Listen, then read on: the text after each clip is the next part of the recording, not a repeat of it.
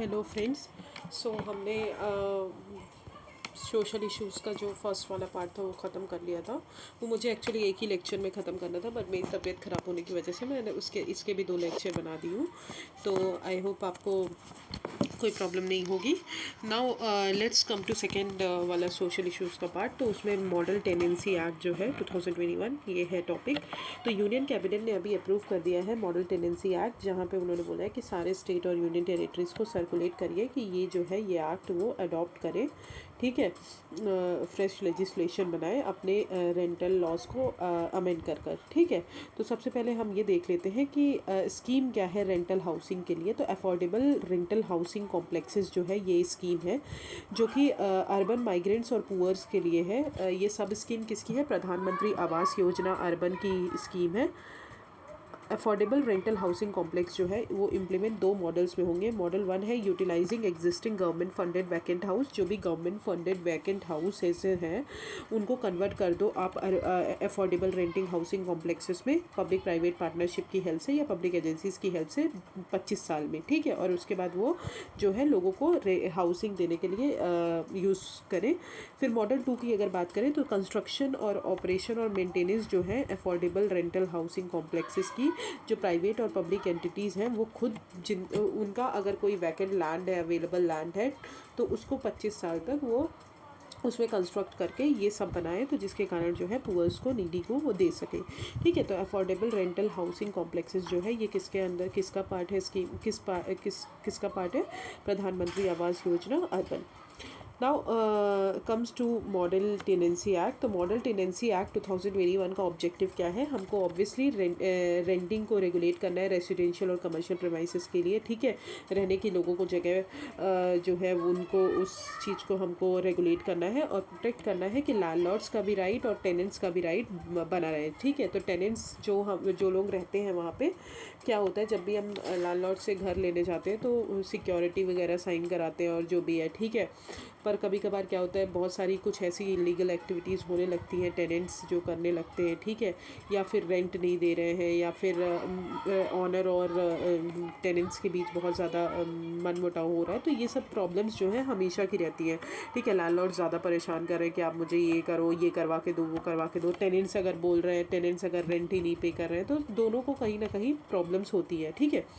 तो इसके लिए जो है मॉडल टेनेंसी एक्ट जो है बहुत इंपॉर्टेंट है, जो कि पास करना ज़रूरी था, तो 2021 में पास किया गया। तो फीचर्स क्या है एक्ट के?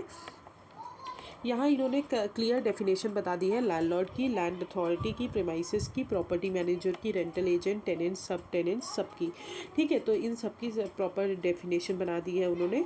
Right and obligation of landlords and tenant. तो उन्होंने क्लैरिटी बता दी है कि क्या वेरियस एस्पेक्ट्स में उन्होंने क्या ऑब्लिगेशन होंगे लैंडलॉर्ड के और क्या ऑब्लिगेशन होंगे टेनेंट्स के। तो retention of original tenancy agreement, rent and other charges payable and receipt, deposit of rent with rent authority, ठीक है। रेंट अथॉरिटी के साथ आप डिपॉजिट करोगे, मेंटेन करोगे, रिपेयर करोगे property, entry of landlords into premises, मतलब लैंडलॉर्ड की एंट्री प्रेमाइसेस में हो सकती है, और ड्यूटीज़ जो है प्रॉपर्टी मैनेजर की क्या होगी, और उसके वायलेशन अगर वायलेट हो रही है अगर वो ड्यूटीज़, तो उसके कॉन्सिक्वेंसेस क्या होंगे, ठीक है। फिर आते हैं non applicability to certain premises. तो ये जो है कुछ प्रेमाइसेस पे एप्लीकेबल नहीं होता, तो ये बहुत इंपॉर्टेंट हो जाता है। तो ये याद कर लीजिए कि किस प्रेमाइसेस पे एप्लीकेबल नहीं होता, क्योंकि एप्लीकेबल तो बहुत सारे प्रेमाइसेस पे होता है। अगर आप ये याद कर लेंगे तो आपको एलिमिनेट करने में बहुत यूज़फुल होगा, ठीक है। तो सबसे पहले ये एप्लीकेबल नहीं होते, होटल लॉजिंग हाउसेस में नहीं होते, जो प्रेमाइसेस ओन और प्रमोट कौन करते हैं? Central government, state government, UT government, cantonment board, ठीक है, local government, statutory body. Premises जो भी कंपनी, यूनिवर्सिटी, ऑर्गेनाइजेशन जो है एम्प्लॉयमेंट पर्पस के लिए, पब्लिक कॉन्ट्रैक्ट के लिए यूज़ करती हैं। प्रेमाइसेस जो रिलीजियस और चैरिटेबल इंस्टीट्यूशन के अंदर आते हैं। प्रेमाइसेस जो वक्फ एक्ट 1995 और ट्रस्ट एक्ट के अंदर आता है। प्रेमाइस बिल्डिंग और कैटेगरी ऑफ बिल्डिंग, स्पेशली जो स्टेट गवर्नमेंट जो है, यूटी गवर्नमेंट अपने नोटिफिकेशन के अंदर एग्जेम्प्ट करती है, ठीक है। तो these are the things which are not included under the premises. However अगर ऑनर और टीनेंट जो है अब प्रेमाइसेस में एग्री हो जाए तो टेनेंसी एग्रीमेंट जो है वो रेगुलेट किया जा सकता है, may regulate under the provision of this act. Now let's come to dispute adjudication mechanism क्या है। तो यहाँ पे कोई भी सिविल कोर्ट जो है ये जुरिडिक्शन नहीं कर सकता। इन्होंने 3 tyre government quasi judicial dispute mechanism बताया है। सबसे पहले रेंट अथॉरिटीज़ और रेंट कोर्ट्स इस्टेब्लिश किए जाएंगे। कौन इस्टेब्लिश करेंगे? डिस्ट्रिक्ट कलेक्टर करेंगे। किसके अप्रूवल से? स्टेट गवर्नमेंट के अप्रूवल से। State and union territory government जो है वो रेंट ट्राइब्यूनल इस्टेब्लिश करेगी, जो कि किसके कंसल्टेशन के बाद? जुरिडिक्शन, जो कि हाई कोर्ट के कंसल्टेशन के बाद। ठीक है, और ये जो है टाइमलाइन बताएंगे एडजुडिकेशन के लिए सर्टेन केसेस के लिए। अदर फीचर्स की अगर बात करें तो टेनेंसी एग्रीमेंट, लैंडलॉर्ड और टेनेंट्स जो है वो रिटन एग्रीमेंट साइन करेंगे, जो कि रेंट, पीरियड ऑफ टेनेंसी और अदर रिलेटेड टर्म्स वगैरह सब मेंशन रहेगा उसमें। सिक्योरिटी डिपॉजिट 2 मंथ की आपको सिक्योरिटी डिपॉजिट करनी पड़ेगी एंड 6 मंथ रेंट जो है नॉन रेसिडेंशियल प्रीमाइसेस के लिए आपको डिपॉजिट करना पड़ेगा। टेनेंसी पीरियड की अगर बात करें तो रिन्यूअल और एक्सटेंशन जो होगा टेनेंसी पीरियड का टेनेंट के रिक्वेस्ट में होगा, और रेंट जो है एनहांस भी किया जाता है, इंक्रीज़ भी कर सकते हैं अगर टेनेंसी पीरियड एंड हो गया हो and not be renewed and और fails to vacate the premises at the end of such tenancy. ठीक है, एविक्शन की अगर बात की, कंडीशन ऑफ एविक्शन जो है इंक्लूड अगर एविक्शन कैसे कैसे कर सकते हैं टेनेंट्स का, तो अगर वो रेंट पे करने से मना कर रहे हैं, ठीक है, या फिर रेंट पे ही नहीं कर पा रहे 2 मंथ तक, अगर रेंट नहीं 2 मंथ के बाद भी रेंट नहीं पे कर पा रहे हैं तब। ऑक्यूपेशन और part of whole premises without written consent, written consent के बिना जो है चीज़ें चल रही हैं और मिसयूज़ कर रहे हैं प्रीमाइसेस को। ठीक है, फिर आता है सबलेटिंग, प्रोहिबिट सबलेटिंग। सबलेटिंग आप प्रोहिबिट करोगे अगर अनलेस जहाँ पे कोई सप्लीमेंट्री एग्रीमेंट ना हो लैंडलॉर्ड्स और टेनेंट के बीच। ठीक है, तो landlord and tenant must jointly inform the rent authority about the sub tenancy. तो this is model tenancy act. I hope आपको क्लियर हो गया होगा। Now let's come to tobacco use in India. तो WHO ने अभी स्टडी टाइटल की है economic cost of disease and death attributable to tobacco use in India. इसमें बोला गया है कि इकोनॉमिक बर्डन जो है डिसीज़ का वो बहुत ज़्यादा हो रहा है और डेथ भी उससे ज़्यादा हो रही है, amounted to approximately 1% of GDP। Tobacco uses in India की अगर बात करें तो टोबैको जो है फोरमोस्ट प्रिवेंटेबल कॉज है डेथ और डिसीज़ का वर्ल्ड में, जो हाफ ऑफ द पीपल को मतलब आधे जनता को हमारी ख़त्म कर रहा है। Global adult tobacco survey India जो है ये होम है 27 करोड़ टोबैको यूज़र्स का, और इंडिया जो है second largest producer and consumer है टोबैको प्रोडक्ट का। तो याद कर लीजिए, इंडिया जो है second largest producer and consumer है टोबैको प्रोडक्ट का। हाउएवर अगर प्रेवलेंस ऑफ टोबैको की बात करें तो वो रिड्यूस हुआ है 34.6% टू 28.6% 2016-17 में।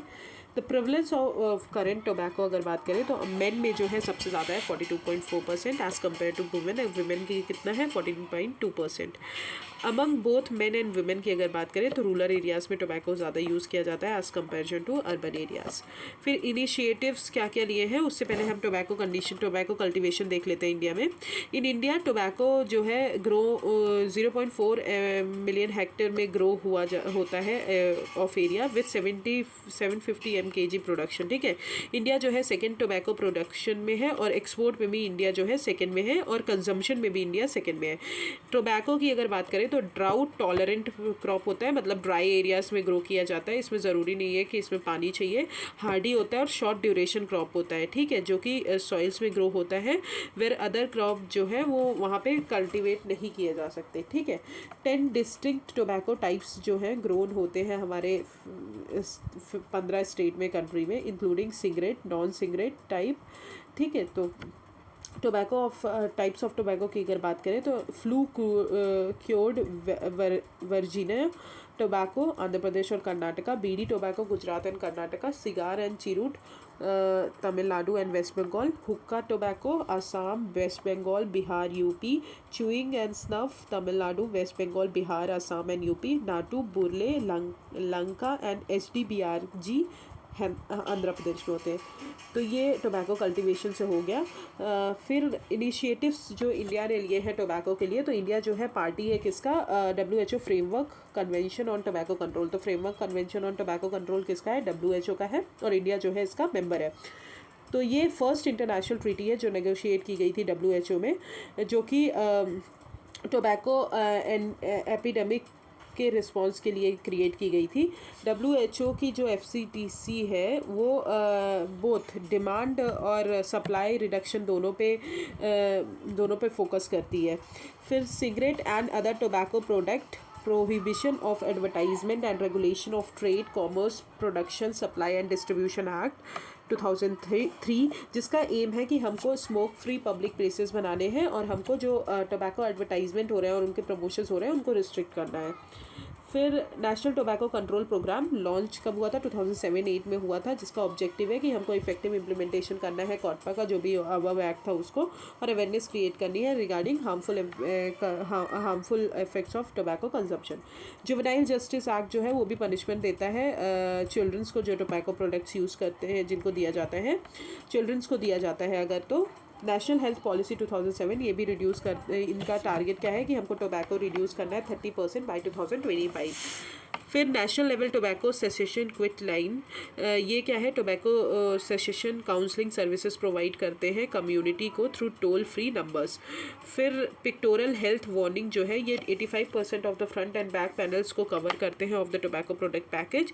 फिर prohibition of electronic cigarettes act 2019 जो कि प्रोहिबिट करते हैं production, manufacture, import, export, transport, sale, storage, सब ई सिगरेट्स का सारी चीज़ें ये जिसको बंद करते हैं। ठीक है, तो this is called tobacco use in India.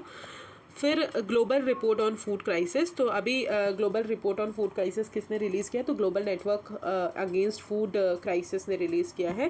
Global network against food crisis ने ये रिपोर्ट रिलीज़ किया है। इसका अबाउट द रिपोर्ट अगर बात की जाए तो एस्टिमेट जो इट प्रोवाइड्स, ये क्या प्रोवाइड करता है? जो भी हमारी पॉपुलेशन है कंट्रीज़ और टेरिटरीज़ में, based on integrated food security phase classification and cadre harmonise और कंपैरेबल सोर्सेज। ठीक है, तो इन दोनों को मिला के ये जो है ये एस्टिमेट्स प्रोवाइड करते हैं।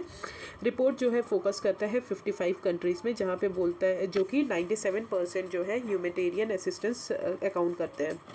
की फाइंडिंग की अगर बात की जाए तो 1.3 लाख पीपल जो है मोस्ट सीवियर फेस में है, कैटास्ट्रॉफ फेस में है। इन बुर्किना फासो है, साउथ सूडान है, येमेन है। ठीक है, और इनके लिए अर्जेंट नीड चाहिए कि इनकी डेथ जो है जितना भी वाइड स्प्रेड डेथ हो रहा है उसको प्रिवेंट कर सके। ठीक है, और उनके लाइवलीहुड को कोलैप्स होने से बचा सकें।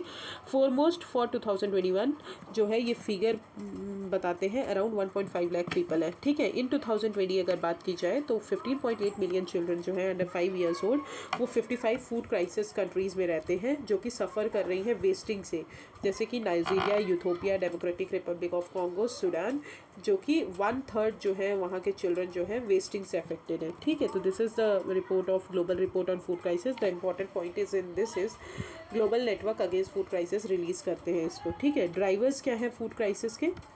Conflict.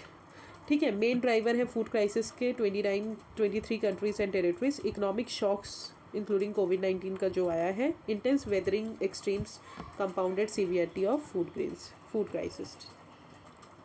Now let's come to global network against food crisis. तो ये ये किसने फाउंड की है? European union, FAO and world food programme.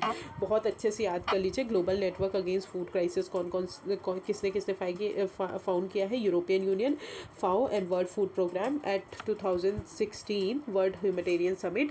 ये क्या है? वर्नेबिलिटीज़ को रिड्यूस करना है, फूड सिक्योरिटी को अचीव करना है और सस्टेनेबल एग्रीकल्चर को हमको प्रमोट करना है यूजिंग 3x3 अप्रोच। याद कर लीजिए 3x3 approach is related to food crisis. 3x3 approach is related to what? Food crisis. About integrated food security phase classification, ये क्या है? इनोवेटिव मल्टी पार्टनर इनिशिएटिव है जो फूड सिक्योरिटी को इम्प्रूव करेंगे और नेशनल एनालिसिस को। ठीक है, ये ओरिजिनली डेवलप हुआ था 2004 में, जिसको सोमालिया ने यूज़ किया था by FAO food security and nutrition analysis unit.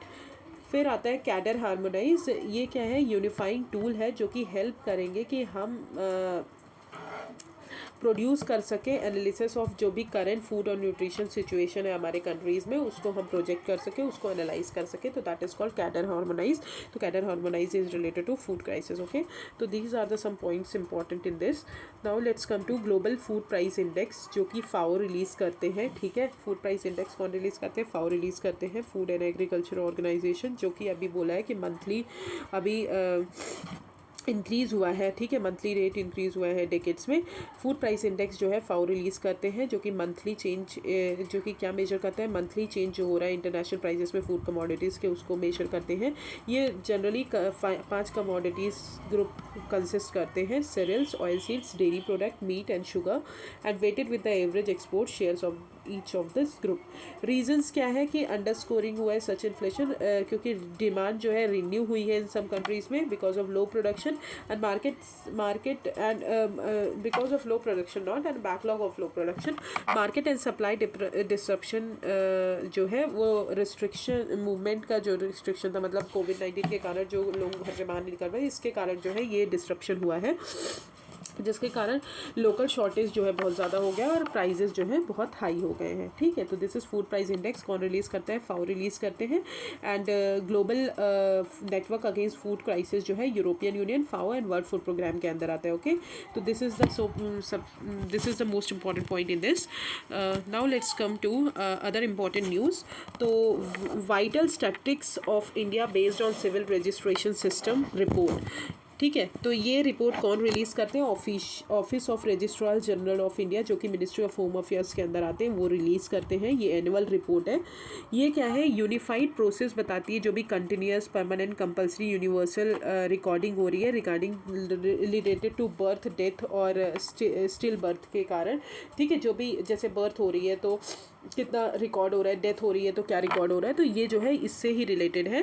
तो registration of birth and death act क्या बताता है 1969? वो कंपलसरी रजिस्ट्रेशन बताता है कि कंपलसरी रजिस्ट्रेशन होना चाहिए बर्थ और डेथ का with in 21 days of its occurrence, ठीक है, with in 21 days of its occurrence. और ये तभी वहीं पर रिकॉर्ड होना चाहिए on the place of occurrence, ठीक है, only on the place of their occurrence, ठीक है। अब आते की फाइंडिंग की अगर बात करें तो लेवल ऑफ बर्थ और डेथ रजिस्ट्रेशन अभी इंक्रीज हुए हैं। 14 स्टेट एंड यूनियन टेरिटरीज ने 100% लेवल ऑफ बर्थ रजिस्ट्रेशन किया है, while 19 state and union territories ने सेम लेवल डेथ का भी रिसीव किया है। हाईएस्ट सेक्स रेशियो की अगर बात की जाए तो अरुणाचल प्रदेश में सबसे ज़्यादा है, और लोवेस्ट जो है वो सबसे ज़्यादा हमारे गुजरात में है। सेक्स रेशियो होता है जो नंबर ऑफ फीमेल्स डिस्क्राइब करता है पर 1000 मेल्स। तो सिविल रजिस्ट्रेशन सिस्टम जो है ये बर्थ और डेथ्स के लिए होता है। Office of registrar general of India release करते हैं मिनिस्ट्री ऑफ होम अफेयर्स के अंदर। फिर एक्सटेंशन ऑफ हॉस्पिटल प्रोजेक्ट, तो यूनियन गवर्नमेंट ने अभी स्टार्ट किया है ये project, extension of hospital project, बहुत सारे स्टेट में, कि जो भी इंफ्रास्ट्रक्चर गैप है रिलेटेड टू हेल्थ उनको एड्रेस करने के लिए, कि हमारा जो कोविड-19 के कारण जो है हेल्थ इश्यूज़ बहुत ज़्यादा बढ़ रहे हैं, तो लोग हेल्थ इंफ्रास्ट्रक्चर हमारे यहाँ का उतना अच्छा नहीं है, तो उस चीज़ को काउंटर करने के लिए ये लॉन्च किया गया है। तो रूरल एरियाज़ में सबसे ज़्यादा इंपॉर्टेंट होता है, तो इन रूरल एरियाज़ और स्मॉल टाउन में, तो याद रखिएगा कहाँ पे, रूरल एरियाज़ और स्मॉल टाउन्स में किया गया है। अंडर दिस अगर बात की जाए तो modular hospital are set up as an extension of hospital infrastructure and can be built adjacent to existing hospital building. Office of principal scientific adviser जो है वो प्राइवेट सेक्टर कंपनीज़ को भी इन्वाइट किया है, डोनर्स ऑर्गेनाइजेशन, इंडिविजुअल्स, कि वो इस इनिशिएटिव को सपोर्ट करें। फिर सुरक्षित हम सुरक्षित तुम अभियान, ये जो है 112 एस्पिरेशन डिस्ट्रिक्ट में लॉन्च की गई है। ये नीति आयोग का प्रोग्राम है, याद रखिए, सुरक्षित हम सुरक्षित तुम अभियान जो है नीति आयोग का प्रोग्राम है।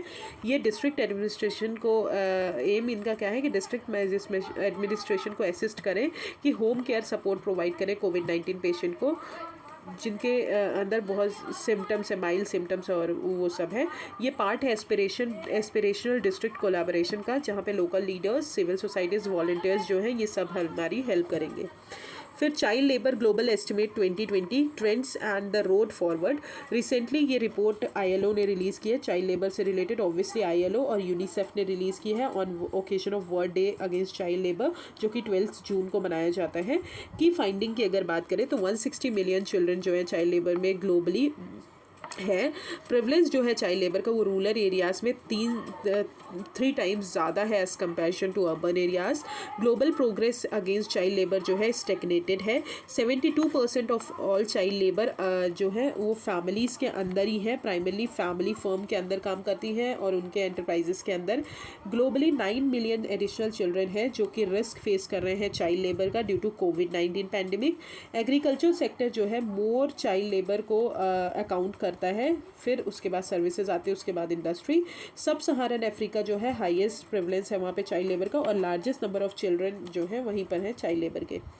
ठीक है, तो फिर आते हैं Quacquarelli Symonds world university ranking. ठीक है, Quacquarelli Symonds world university ranking. IIT Bombay, IIT Delhi, Indian institute of science and Bengaluru जो है ओनली इंडियन इंस्टीट्यूशन है जिनको टॉप 200 के रैंक में आए हुए हैं। अगर ग्लोबली बात की जाए तो इंस्टीट्यूट ऑफ टेक्नोलॉजी जो है वो नंबर 1 पे आए हैं, followed by university of Oxford, while Stanford university और यूनिवर्सिटी ऑफ कैम्ब्रिज जो है 3rd पोजीशन पे है। It is not necessary to learn all this, क्योंकि ये इतना इंपॉर्टेंट नहीं है, इसलिए मैं इसको जल्दी जल्दी कवर कर रही हूँ। आई होप आप समझ पाएंगे, क्योंकि इतना इंपॉर्टेंट नहीं कि हमसे ये सब पूछे कि दिल्ली है ये, तो आप इतना ध्यान मत दीजिए इन सब चीज़ों पर। थोड़ा बहुत ये रहना चाहिए, बट ये सब टाइप की न्यूज़ नहीं आती जनरली, सो एग्ज़ाम में नहीं आता, तो so I will cover it, I will not cover it thoroughly, so please bear with me. तो QS यूजेस 6 इंडिकेटर्स यूज़ करते हैं: academic reputation, employer reputation, citation per faculty, faculty student ratio, international faculty ratio and international student ratio. फिर आते हैं guidelines for development of e content for children with disability. Union education minister ने अभी release की है guideline कि वो ई content develop करिए जो कि चाइल्ड विद डिसेबिलिटी, जो भी हमारे दिव्यांगजन हैं उनके लिए। ये किस पे बेस्ड होगा? PM ई विद्या 2020 इनिशिएटिव पे बेस्ड होगा, जिसका एम होगा कि वो सारे एफर्ट प्रोवाइड करें रिलेटेड या फिर डिजिटली, ऑनलाइन और एयर एजुकेशन कैसे भी। साइलेंट फीचर्स क्या क्या है? ई कंटेंट डेवलपमेंट जो किया जाएगा चिल्ड्रन विद डिसेबिलिटी के लिए, वो 4 प्रिंसिपल पे बेस्ड होगा: perceivable, operable, understandable and robust. E content जो है वो एसेसिबल स्टैंडर्ड के साथ कंप्लाई करेगा। वेरियस प्लेटफॉर्म जैसे दिशा प्लेटफॉर्म हो गए, ई पाठशाला हो गए, ये सब जो है टेक्निकल असिस्टेंस प्रोवाइड करेंगे, ये भी स्टैंडर्ड प्रोवाइड करेंगे, इन्हीं के साथ कंप्लाई किया जाएगा। टेक्स्ट बुक जो है अडॉप्ट की जाएगी, accessible digital text book in multiple formats में अडॉप्ट की जाएगी, जैसे कि text, audio, video, sign language, सब में। ठीक है, तो ये हो गया guidelines for development of e content for children with disability. Now let's come to SAGE initiative, very important. SAGE portal, अगर सेज आपसे क्वेश्चन ही पूछे सेज पोर्टल किससे रिलेटेड है, तो आपको पता होना चाहिए एल्डरली से रिलेटेड है। तो senior ageing growth engine initiative and says portal. Says initiative जो है ये इवैल्यूएट करेंगे, आइडेंटिफाई करेंगे, एग्रीगेट करेंगे, प्रोडक्ट्स को डिलीवर करेंगे, जो भी हमारे स्टेक होल्डर्स है, जो भी हमारे एजिंग पॉपुलेशन, उनको डायरेक्टली ये प्रमोट करेंगे। आइडिया किसका? सिल्वर इकोनॉमी का। किसको डेवलप करके? रेसिडेंशियल और इंफ्रास्ट्रक्चर फैसिलिटीज़ डेवलप करके सीनियर सिटीजन्स के लिए। ठीक है, पब्लिक प्राइवेट पार्टनरशिप यूज़ करेंगे। सेज पोर्टल जो है ये 1 स्टॉप एक्सेस प्रोवाइड करेगा एल्डरली केयर प्रोडक्ट्स के लिए, और सर्विसेज प्रोवाइड करेगा बाय क्रेडिबल स्टार्टअप्स। तो याद रखिए, स्टार्टअप्स जो सेलेक्ट होंगे on the basis of innovative product services which they should be able to provide across sectors such as health, housing, care centres, इन सब में जो प्रोवाइड कर पाएँ। ठीक है, ministry of social justice and environment जो है एक्ट करेगी एज अ फैसिलिटेटर। तो it is very important scheme. SAGE initiative जो है ministry of social justice and environment के अंदर आती है, एल्डरली पॉपुलेशन के लिए। ओके, तो this is the end of social issues. I will start with culture first, then I will start with science and technology. So आपको अगर कोई भी चीज़ नहीं समझ में आई हो तो आप प्लीज़ मुझे कमेंट सेक्शन में कमेंट कर दीजिएगा, and thank you so much. If you have any problem just comment me on the comment section. Thank you.